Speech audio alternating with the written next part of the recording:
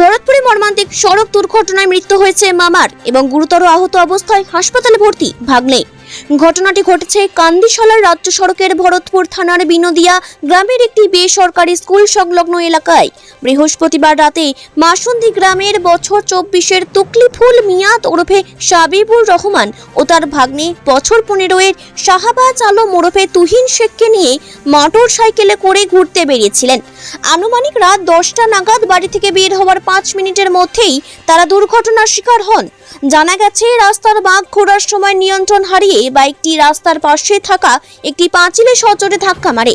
সালার থানার কান্দরা গ্রামের বাসিন্দা আরিফ হোসেন নামে এক উদ্ধারকারী যুবক জানান, ওই রাস্তা দিয়ে যাওয়ার সময় তিনি দুর্ঘটনাগ্রস্ত বাইক এবং 2 রক্তাক্ত ব্যক্তিকে দেখতে পান। দ্রুত তাদের উদ্ধার করে ভরতপুর গ্রামীণ হাসপাতালে নিয়ে আসা হয়। সেখানে প্রাথমিক চিকিৎসার পর তাদের আশঙ্কাজনক অবস্থা দেখে কান্দি মহকুমা হাসপাতালে রেফার করা হয়।